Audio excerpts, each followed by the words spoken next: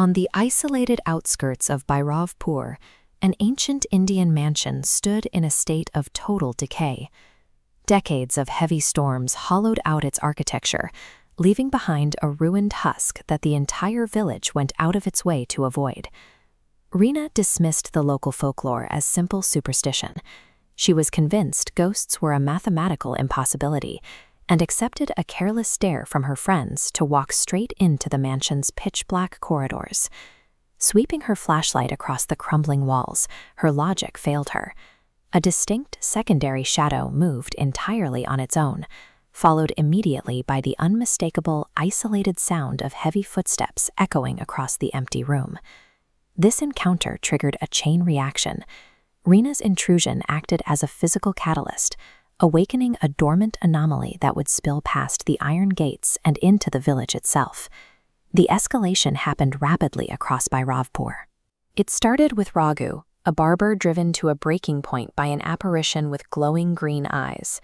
Next was Anirudh, a schoolmaster who prided himself on his logic. Walking down an entirely empty street at night, he heard the heavy, rhythmic thud of phantom boots pacing directly behind his own. Then Amar, a seasoned bus driver, locked eyes via his rear-view mirror with a faceless passenger seated silently in the rear of his empty vehicle. Finally, the terror reached the domestic center of the village. Savita was lighting a lamp in her courtyard when a woman draped in a black sari manifested from the dark and blew out the flame. These 4 sightings seemed totally unrelated at first: a faceless man, green eyes, a sari. But the victims realized every apparition began with the exact same sequence: approaching footsteps. The ahat was the only detail that never changed across the hauntings.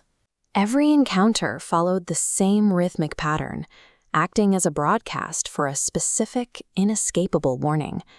To curb the spiraling panic, local authorities deployed DCP Arvind.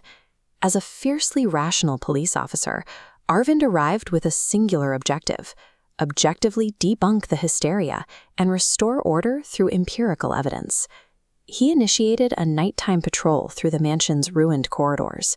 His scientific method failed the moment an invisible hand clamped down firmly on his shoulder, accompanied by a disembodied whisper directing him toward the basement. Faced with undeniable physical proof, the skeptical detective formed an unlikely alliance with Reena, Anirudh, and the other victims. Together, they pried open the rusted iron doors of the mansion's sealed basement.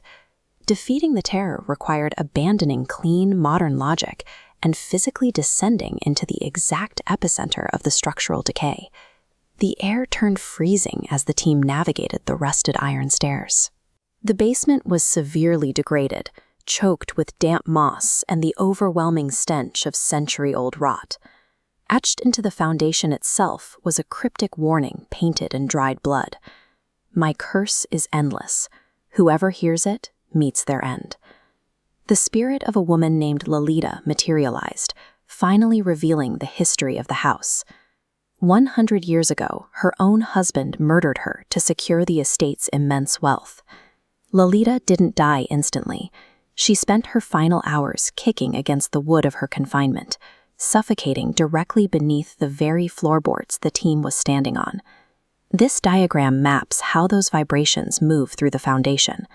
The ahat is the acoustic echo of Lalita clawing out of a subterranean grave. The kinetic energy permanently marked the architecture, creating a frequency that attaches itself to the minds of the modern villagers. The horror in Bhairavpur lived in the floorboards themselves, a century-old footprint of human cruelty repeating itself on an endless loop. To liberate the remains and end the cycle, the team executed a drastic countermeasure. They ignited the entire physical structure, relying on an aggressive thermal reaction to burn the corrupted architecture down to white ash. In the immediate aftermath, the villagers organized collective prayers over the scorched earth. For the first time in months, the nocturnal peace of Bhairavpur seemed completely restored. The community assumed that by destroying the physical container of the house, they had also destroyed the source of the terror. Weeks later, Reena sat completely isolated in her bedroom, enjoying the quiet security of a normal evening of studying. A cold draft swept through the window. From the dark corner of her secure room, the distinct, deliberate sound of approaching footsteps began to manifest once again. The mansion was nothing but cinders, yet the sound survived entirely intact. A haunting is bound to a location, but a curse follows the victim wherever they go. The acoustic trauma had successfully detached from the burned floorboards of the Lolita estate and permanently attached itself to the minds of everyone who had heard it. Unresolved historical trauma cannot be burned away.